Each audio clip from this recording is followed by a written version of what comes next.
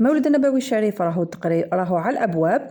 وجاوني بزاف لي ميساج على طريقتي في عمل الشاي بمقادير مضبوطه، يعني كامل اللي حوسوا على مقادير مضبوطه. واليوم حاولت اني نجيب لكم طريقتي في عمل الشاي او لاتاي بمقادير مضبوطه ويجيكم يعني الله الله وتتبنوه.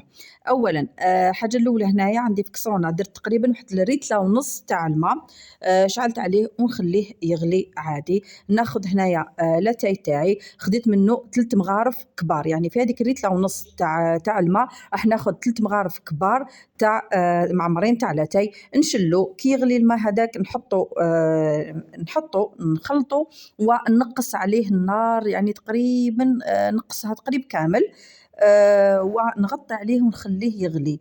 هنايا خديت نعناع وشلته اكيد بطبيعه الحال.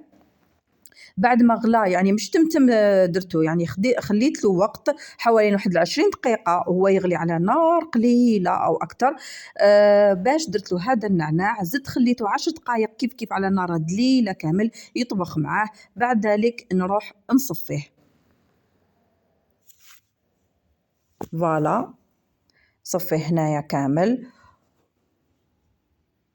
وهنايا تبقى كمية السكر كل واحد على حساب الذوق تاعو. انا هنايا خديت ملعقتين كبار تاع السكر ضفتهم. وهنايا ذوقوا، يعني اللي يحبوا ثقيل يعني يخليه هكذايا، اللي يحبوا خفيف شويه يزيد له يغلي له شويه تاع الماء في هذاك، يعني الباقي تاع لاتاي اللي بقى يغلي له شويه تقريبا كاس تاع الماء ولا نص كاس ويخليه ويزيدوا يطبخ معاه ويضيفوا مع لاتاي هدايا. اللي يحبوا مسكر يزيد السكر، اللي يحبوا يعني كل واحد تبقى الاذواق في هذه المرحله. ولكن المقادير انا عطيتهم لكم يعني بالثبوت كاملين. هنايا بعد ما خلطته بيان، يعني خذ وقتك طلعي وحطي بين زوج كسارن، خلطي حتى يذوب كامل السكر هذاك ويتشكل لك هذا الرغوه هذه، وسربيه بالصحه والهنا. نقول لكم جا بزاف بنين. وهذه هي طريقتي. حاولت اني انا من داري نديرها يعني عيني ميزاني، ولكن هذه المره حاولت اني نعطيكم مقادير مضبوطه باش هكا كامل